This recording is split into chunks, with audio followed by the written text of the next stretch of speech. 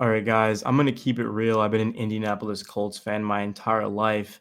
I want to talk about Anthony Richardson, but before I do that, we've got to get into the three moves that we've made: Charvarius Ward, Daniel Jones, and Cameron Bynum. The Colts' biggest issue last year was, well, outside of their passing attack with AR, it was their secondary. It just wasn't very good. And Colts fans, including myself, said coming into last season there wasn't enough there.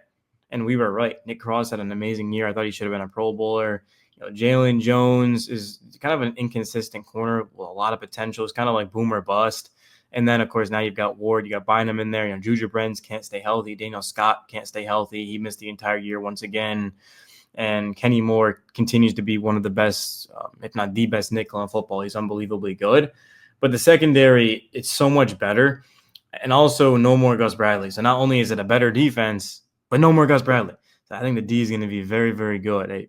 Talking about the quarterback position, I was listening to ESPN the other morning, and they were talking about, is AR going to ask for a trade? He's not. AR already said he's not asking for a trade. He wants to be a Colt. So he's going to compete with Daniel Jones for the starting position. Now, Danny Dimes, I believe we signed him for $14 million. Colts signed Daniel Jones. How much did we pay Daniel Jones? Daniel Jones contract. This is important. This is really important how much money he's making. 1 year, $14 million.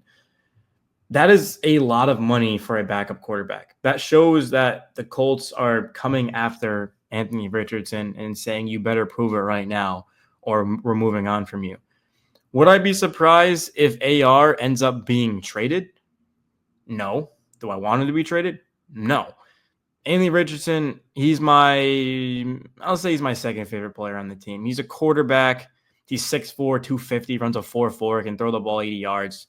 Yeah, he's one of my favorite players, but Jonathan Taylor is my favorite player. Was Shaq Leonard before we released him, which is still sad to this day, man. I love Shaq Leonard. Hopefully we can bring him back.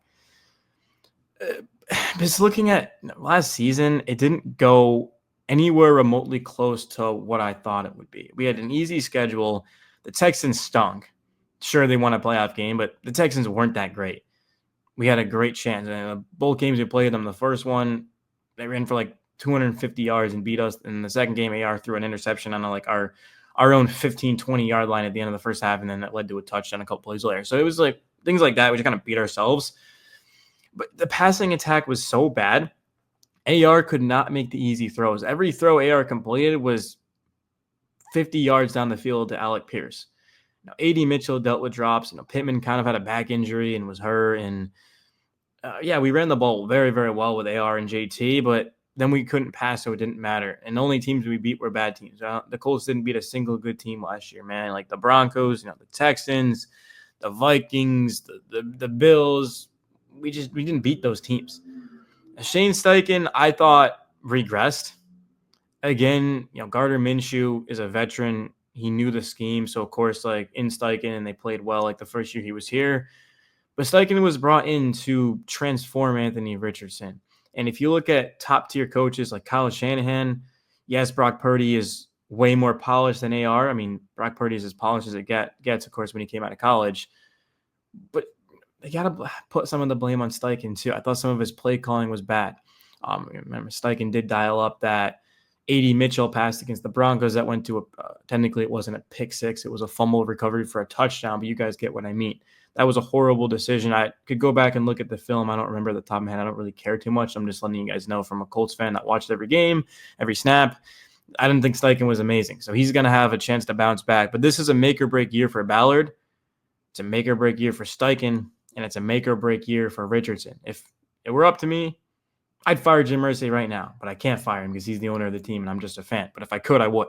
I don't think Jim Irsay, his mind is in the right spot right now. I truly don't. And the reason why I think that, got to be careful what I say, but Chris Ballard hasn't won the divisions and he took over and he's not fired after going, under 500 with maybe the easiest schedule of football. It's not a good look, right? It's just not a great look. And the Colts, in Irsay's defense, have spent up Daniel Jones, Charvarius Ward, Cameron Bynum.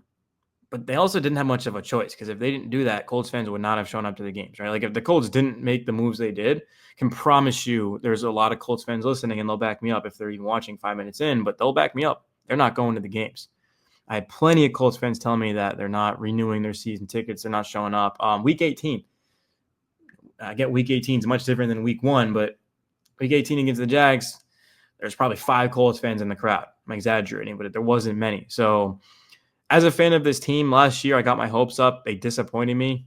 If they disappoint me again, it's not like I'm going to find a new team. I'm a Colts fan for life. Where's my Colts jacket? I don't know. It's not. I was just wearing my Colts jacket yesterday when I was cooking, man. But yeah, I just this team let me down, and I hope they don't do it again. But the biggest thing is AR, man.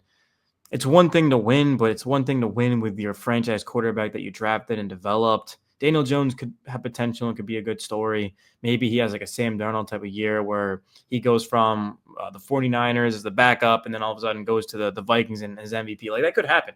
But also we don't have Justin Jefferson, Kevin O'Connell, TJ Hawkinson, Jordan Addison, 2 elite tackles. Like so an elite defense. So we don't really have what the Vikings do, but if Shane Steichen ends up being the coach that a lot of people thought he would when he came over, of course, from the Philadelphia Eagles and prior to that, the Los Angeles Chargers, he should be able to do this. Like Daniel Jones has a lot of potential.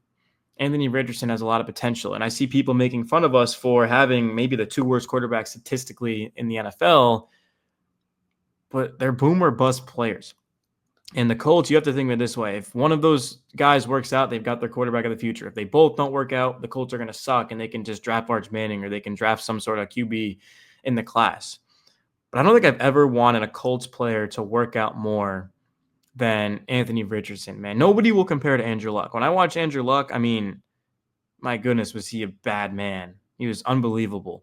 Anthony Richardson is not going to be Andrew Luck. Nobody expects him to be that. But it's just Richardson. He just says the right things. He's a team-oriented player, always just signing autographs for the people, working hard. Plenty of Colts players, people inside of the building, the locker room, came out in Richardson's defense and said he works hard. Does he work as hard as he should be? I don't know, but they're saying he's working hard. I know there was D-Buck and some vets called him out. But this is an offseason that Richardson has to get it going because the preseason, the regular season, Richardson was just bad.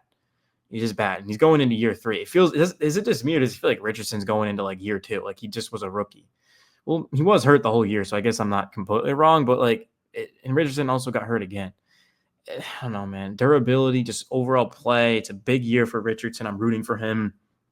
I have not gotten an Anthony Richardson jersey, and I don't buy very, very many jerseys. I've only bought in 2 jerseys in my life. Puka Nacua, unfortunately, just changed his number, and then DeAndre Swift is no longer a line. So you can see why I don't really buy jerseys. I want a Richardson jersey. I want to start going to the games.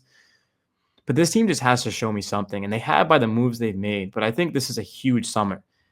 People are going to underestimate Daniel Jones. Like, Daniel Jones, he might end up winning this job, and if he does, Richardson's all but gone. Like, he's going to be traded.